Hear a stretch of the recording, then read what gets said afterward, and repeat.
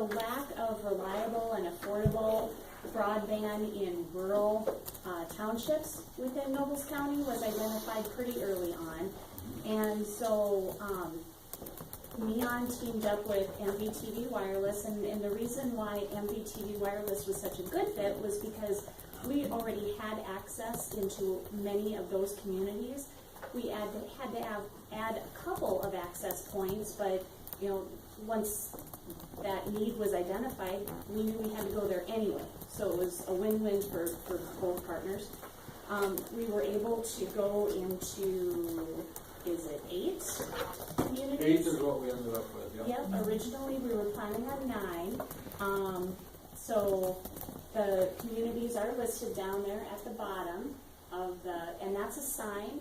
It's a exterior sign that is actually on the building at each one of those locations.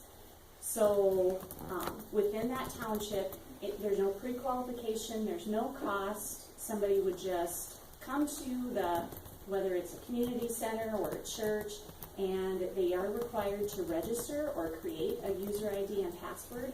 And we do collect some very high-level information. What's your name, your phone number, your email address, your address. And that's more, that's twofold, or there's 2 reasons for that. If we need to help them as a provider, we know how to get a hold of them. But then Tom is also able to identify that need more specifically.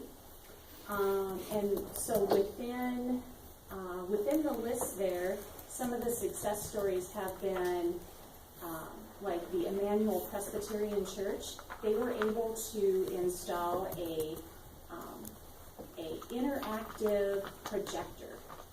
So, okay. I snuck in too. Okay. So the interactive projector is used in Sunday school classes. So some of these smaller churches throughout our area, they might not have enough kids for a full Sunday school class. So what I would love to see is, one of the larger churches and all the rest of them are interactively participating. That's my hope, my dream someday. Dundee was the last access point that we were able to get up because we had some logistical challenges, but once we got that sucker up, there were some kids that used it nonstop, and I'd like to see that they're still using it after school, and I prefer to think that they're using it for doing homework. We'll stay optimistic on that. There's some parenting that we have to, hope is happening there. So, and then the other success story was the Reading Community Center. There's a Reading Community Theater. And I received feedback from a local businessman, Terry Odell. She's a hairdresser here in town. She said that their community theater experience back in April was, her words, took it to a new level, because they were able to use some of the sound effects and things that they could only do through a laptop. They couldn't do it on just a smartphone. Mm-hmm. And they just have much bigger plans for the next production that they're going to be putting on. If I remember right, Julie, did the city of Dundee put up the pole and the power for you? Yes. Yeah, so that was on top. When we found out we couldn't get it, the city stepped up. So.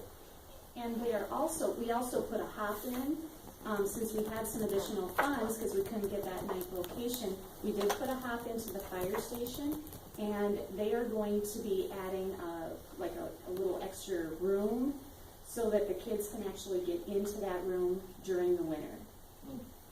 So it'll be kind of a little warm hotspot. Yeah, there you go. Cheryl, did I forget anything? I don't think so. I kind